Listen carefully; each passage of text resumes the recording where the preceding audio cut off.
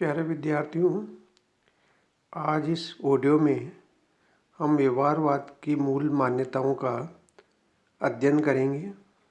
व्यवहारवाद आज बहुत अधिक प्रचलित और व्यापक हो गया है, किंतु इसके अर्थ के संबंध में सभी का दृष्टिकोण एक समान नहीं है। कुछ विद्वान इसे एक मनोदशा या मनोवृत्ति मानते हैं, कुछ विद्वान इसे निश्चित विचार, सिद्धांत, कार्यविधि इत्यादि मानते हैं।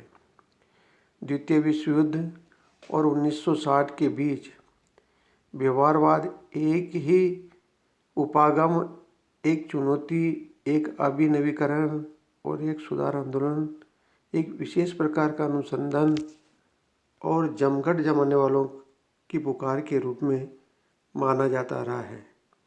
लेकिन व्यवहारवाद ने अनिश्चितता की स्थिति को पार कर लिया है और इसके अर्थ पर्याप्त निश्चित हो गए हैं।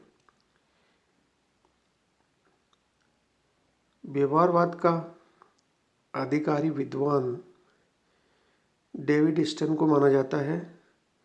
उसने अपने लेख the current meaning of behaviourism में व्यवहारवाद के आधार एवं लक्ष्यों को निम्न प्रकार से प्रस्तुत किया है, जिसको हम इस प्रकार समझ सकते हैं। पहला है नियमन। व्यवहारवादियों का मानना है कि राजनीतिक व्यवहार में सामान्य तत्व ढूंढे जा सकते हैं। उन्हें राजनीतिक व्यवहार के सामान्यीकरणों और सिद्धांतों के रूप में व्यक्त किया जा सकता है। इनके आधार पर मानवीय व्यवहार की व्याख्या और भविष्यवाणी के लिए संभावनाएं व्यक्त की जा सकती है। यानी कि हम ये मान सकते हैं कि अगर हम नियमित अध्ययन करेंगे तो हमें कुछ ऐसे मानक, ऐसे तथ्य इकट्ठे कर सकते हैं जिनके आधार पर हम एक निष्कर्ष निकाल सकते हैं, और ये तभी संभव होगा जब हम नियमित उसका अध्ययन करेंगे। इसमें दूसरा पॉइंट है वेरिफिकेशन, सत्यापन। मानवीय व्यवहार के संबंध में एकत्रित सामग्री को दोबारा जांचने और उसकी पुष्टि करने की प्रक्रिया को सत्यापन कहते हैं। व्यवहारवादी अध्ययन पद्धति की एक विशेषता यह है कि उसके अंतर्गत एकत्रित की गई सामग्री का सत्यापन किया जाता है। जो भी स्कॉलर है, विद्यार्थी है, पढ़ने वाला है पॉलिटिकल साइंस को, वो नियमित अध्ययन करेगा। उन नियमित अध्ययन के उपरांत जो तथ्य इकट्ठा किया जाएगा, उन तथ्यों का सत्यापन भी बहुत आवश्यक है। सत्यापन के बाद ही किसी न किसी निष्कर्ष पर पहुंचा जा सकता है। इसकी तीसरी मूल मान्यता है तकनीकी का प्रयोग, यूज ऑफ टेक्निक। जो आधार सामग्री प्राप्त करने, उसकी व्याख्या करने के साधनों को स्वयं सिद्ध नहीं माना जा सकता है। वे समीक्षात्मक होते हैं और स्वयं अध्ययनकर्ता द्वारा उन्हें सावधानी से शुद्ध एवं परीक्षित किया जाने की आवश्यकता है। मानवीय व्यवहार का परीक्षण करने और उसका विश्लेषण कर परिणाम को अंकित करने के लिए कठोर शुद्धिकरण के साधनों को अपनाया जाना चाहिए।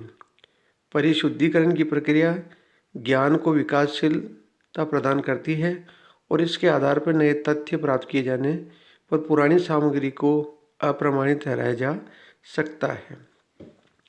यानी कि नियमित अध्ययन होगा, सत्यापन होगा, और जिस टेक्निक का आप प्रयोग कर रहे हैं उस टेक्निक का प्योरीफिकेशन होना भी बहुत ज़रूरी है।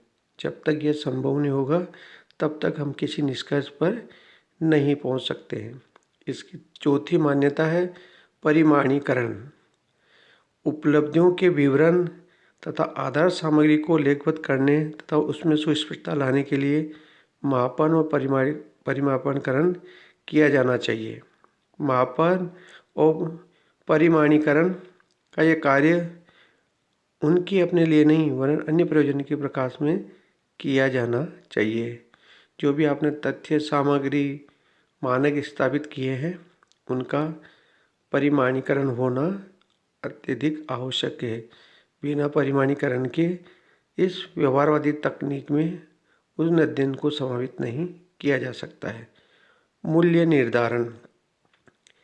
व्यवहारवादी मूल्यों की दृष्टि से तटस्थ रहना चाहते हैं, फिर भी नैतिक मूल्यांकन के कुछ मूल्य और आदर्श का प्रतिपादन और प्रयोग हो जाता है। इस संबंध में अपनाए गए मूल्यों आदर्शों को अध्ययनकर्ता के मूल्यों और आदर्शों से अलग रखा जाना चाहिए। सामान्य मूल्य आदर्श अध्ययनकर्ता के मूल्यों आदर्शों से प्रभावित रहने चाहिए। जो भी हम अध्ययन कर रहे हैं उसमें हमारे व्यक्तिगत मूल्य, सोच, दृष्टिकोण को परे रखकर ऐसा निष्कर्ष निकालना चाहिए जिससे हम एक आम जन के हित में किसी न किसी सिद्धांत का निर्माण कर सकते हैं। तो मूल्य निर्धारण का जो मापदंड है, व्यवहारवादी जो मानते हैं, उनका ये कहना है कि हमें ऐसे मूल्य निर्धारण करना चाहिए जिससे एक आदर्श लक्ष्य को हम प्राप्त कर सकते हैं। छठी मूल मान्यता है इसकी व्यवस्थाबद्धीकरण।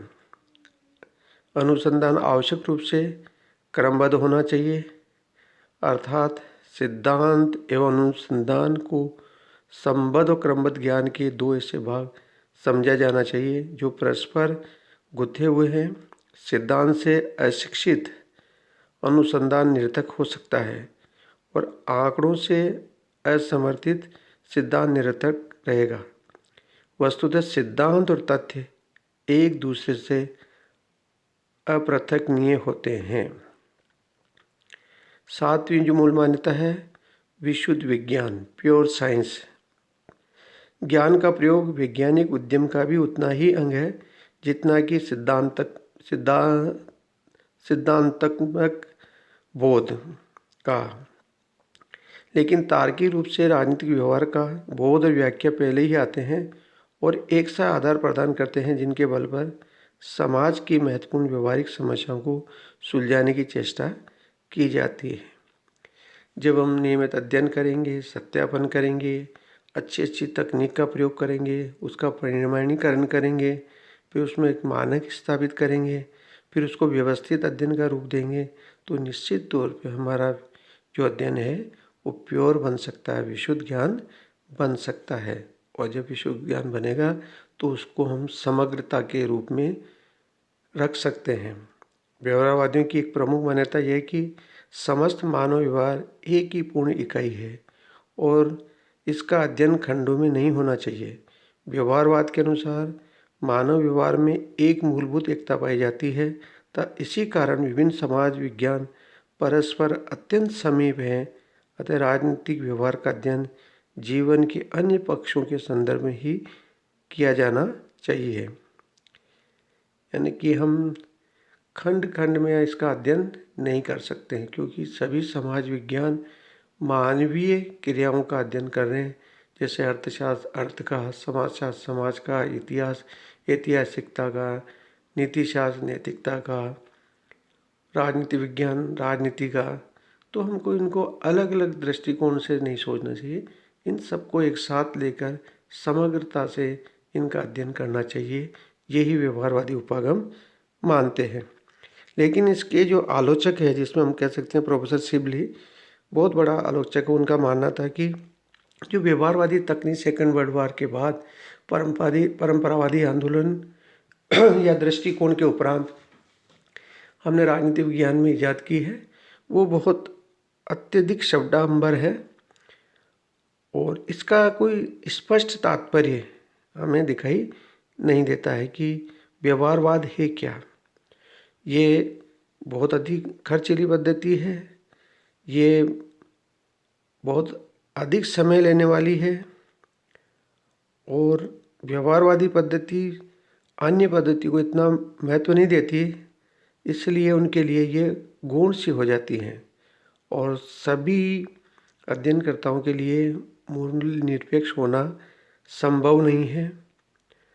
और इसका निष्कर्ष निकालना किसी समय सीमा पर बहुत मुश्किल कार्य होगा, क्योंकि व्यक्ति का व्यवहार हर पल हर दिन परिवर्तित होता रहता है।